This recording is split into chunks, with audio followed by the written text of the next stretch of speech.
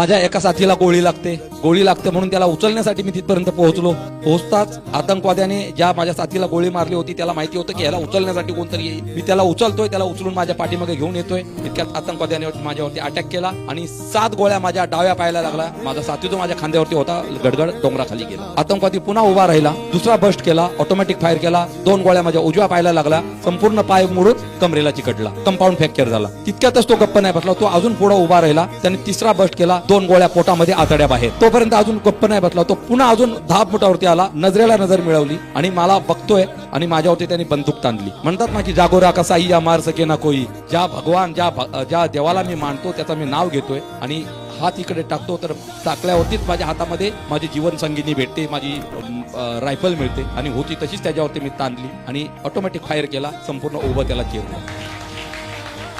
लुडकत तो माझ्यावरती आला, त्याला हेडशूट केलं आणि मग मी माझ्या कमांडिंग ऑफिसरला सांगितलं, सर मला गोळी लागली, माझ्या दुसऱ्या साथीला गोळी लागली. येऊन लागल्याच्या नंतर थोड्या वेळाने हेलिकॉप्टर येतो, हेलिकॉप्टरवरती आतंकवादी फायर करतात. तोपर्यंत संध्याकाळचे 5 वाजलेले असतात आणि 5 वाजता पुन्हा ब्लॅकआउट आणि नॉर्थ ईस्टला सर्वात 5 वाजता म्हणजे संपूर्ण अंधार होतो, पाऊस होतोय आणि हेलिकॉप्टर पुन्हा तिकडून निघून गेला. पायाची लेस काढली आणि त्या पायाला त्या लाकडाने सरळ बांधलं. पोटातल्या आतड्या आतमध्ये घालण्याचा प्रयत्न करतो, आतड्या जात नव्हत्या, त्यांनी त्या नाल्यामध्ये ठेवलं आणि त्या पाण्याने धुतलं आणि तसंच बनियानने बांधून घेतलं. सकाळी 7 वाजता हेलिकॉप्टर आला. तोपर्यंत मी रात्रभर ती लढाई लढत होतो.